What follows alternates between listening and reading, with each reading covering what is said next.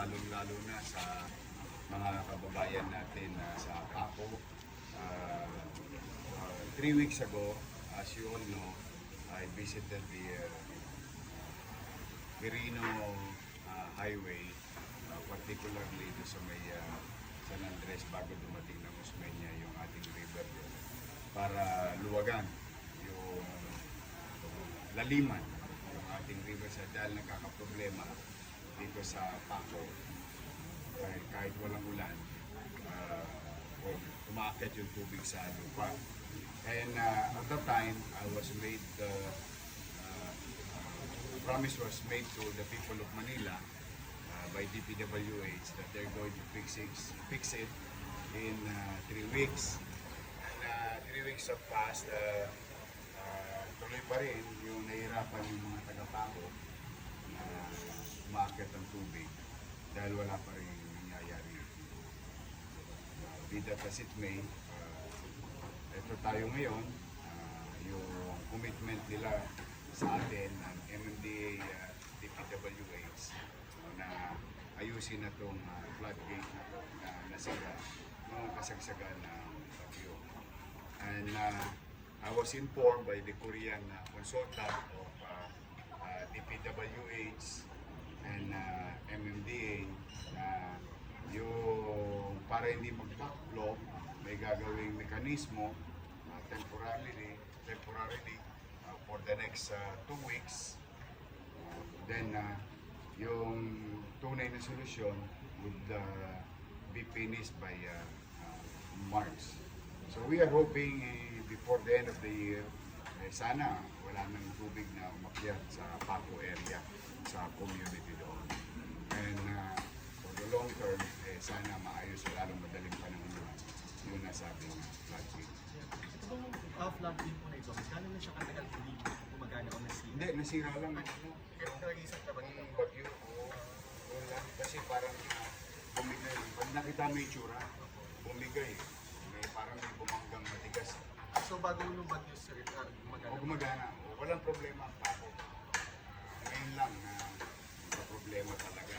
But it's been so many weeks now. Kawawa naman yung mga kapitbahay namin.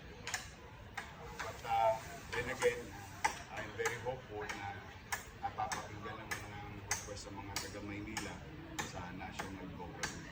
Ano po yung kakabit na temporary para Stop block that will limit the backflow during high tide ng ating river, itong Pasig River. So that will cushion the load of water coming inland. Gaya po mga pamilya apektado? Ano yun? Halos yung mga taga-Paco. Kasi mahaba ito eh. Pagkating dire-diretso yan hanggang doon. Kawawa naman.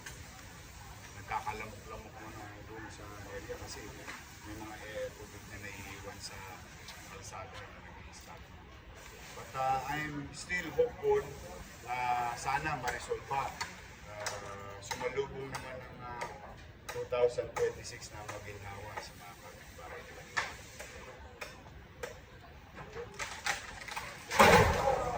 Happy birthday to you. Christmas! Thank you ha. Paki-ano nyo lang, inform nyo na taga-Paco. Sige po. Oo, yung nag-design ko nito sila rin ano design? Para... Director, so magandang umaga po sa inyo. Nandito po tayo sa Paco pumping station. Actually yung pumping station nasa kabila. Nandito po tayo sa property na Unifer na nagpa-unlock po sa tulong po ng ating mayor na magamit na staging area itong kanilang property para maikabit po yung stop log. Ano po ba yung stop log? Sa ngayon po, kahit walang ulan, alam to ni Mayor at bring up sa aking atensyon, na kada po high tide, tulad po ngayon, hanggang sa December 11, high tide po. Pag high tide po, pumapasok yung tubig papunta sa Paco, nag-spill yan sa Karsada at sa mga kabahayan. Ipapaliwanag naman siguro ni Mayor yung detalye ng pag-ibakot at nakaka-affect po sa aking kabahayan. So kami po, kasama po ang DPWH, kasama po natin yung director at yung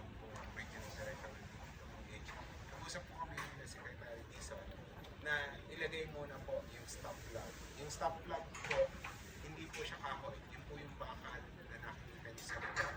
Ano po ang purpose ng paglalagay ng stop plug? Yan po ay ilalagay para harangin yung tubig. Para kahit po mag-high tide sa Manila Bay, hindi po papasok papunta ng Paco yung tubig na nag-cause ng pagbaha.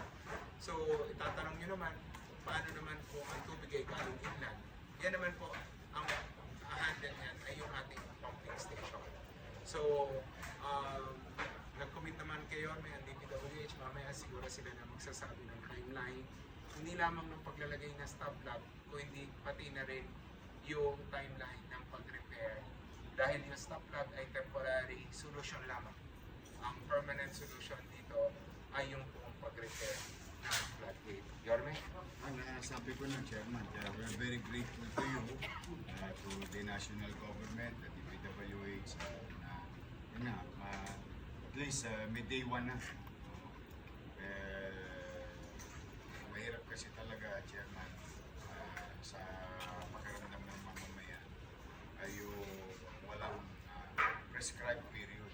Kung bang kahit pa paano ngayong araw na ito may maaasahan na may singilin na yung taong bayan na in the next 2 weeks baka bumaba na yung tubig and by March wala na tayo problema. So we're very grateful. Thank you to you, Chairman, to the MMDA family and DPWH. Thank you sa inyo. Antabayan na lang namin. Isa na kayo, lagi ako umiikot para makita ko lang ginagawa. Re-report ko sa iyo, RT. Kailangan araw-araw kasi buhay ng tao ang pinag-uusapan natin. Tayo naman ang malagay sa katayuan ng mga taga-Paco, kalusugan nila ng mga hapon na natin. We really have to hurry. Thank you very much sa inyo. So, nasabi mo na ba yung timeline? Director, na-open mo natin? Opo. Meron pong dalawang bagay na gagawin po para po sa ating pong pagkukumpini nito po ating pong Paco Floodgate. Una-una ay tinatawag na emergency works. Ang emergency works po ito ay kinakailangan upang mapanatili ang tubig, yung level ng tubig ng Paco na hindi po naapektuhan ng Pasig River. Ito po ang paglalagay ng stop plug. Yan po ang emergency work. Meron po tayong 4 na stop plug na ilalagay dyan and it will start now. Ito lang po ang ating nagiging constraint ngayon. Gawa ng yung crane po natin doon kailangan ay maposisyon pinakamalapit doon po sa ating paglalagyan upang hindi po ito bumaliktad o tumaob. Ang paglalagay po ng emergency work na stop plug ay 2 linggo. Ito po ay magagawa natin na mas maaga kung maayos po natin ito na maalis natin. Meron naman po tayong permiso na mula sa Unilever na ating po itong alisin at ibabalik na lang natin kung kinakailangan. Pangalawa ay yung paggagawa, pagkukulo mismo ng floodgate. Ito po ay isang napakalaking floodgate. In fact, ang Paco Floodgate, ang pinakamalaking floodgate sa lahat ng mga pumping stations. So ito po ay 50 tons. Kung inyo pong susumahin, ito po ay 50,000 kilograms. Ito po ay hindi basta-basta na trabaho. Ang gagawin po, ayon sa ating consultant na Koreano, tayo po ay gagawa ng tinatawag natin na work shoring. Ito po yung iaangat natin ang floodgate, ipapatong doon, at ito po i-level natin para maibalik natin. Ang tanong, gaano katagal po ito gagawin? Sa ngayon po, nailagay na natin ang yung pinakapundasyon ng shoring habang yung 2 linggo po ay dumaan, walang ginagawa ang DPWH. Kami po ay gumagawa na ng stop plug at nailabaon na po ang shoring. Ito po ay pagtitibayin natin ang pag-angat, paglagay sa shoring at pagkumpuni ng buo, including paglagay ng mga bracing ay tatagal po ng 3 buwan. So kung ngayon po ay Desyembre hanggang gitna ng Marso, ito po ay tatapos. Thank you. Salamat. At makakaasa yung mga kababayan natin na hopefully bago magpasko ay walang tubig sa kanila, di ba, Yorme? Kawawa naman yung ating mga kababayan na magpapasko na may tubig sa kanilang mga tahanan. Salamat. Sorry, Chairman, di ba nag-press briefing na ako sa Malacanang kanina, so ano na lang siguro.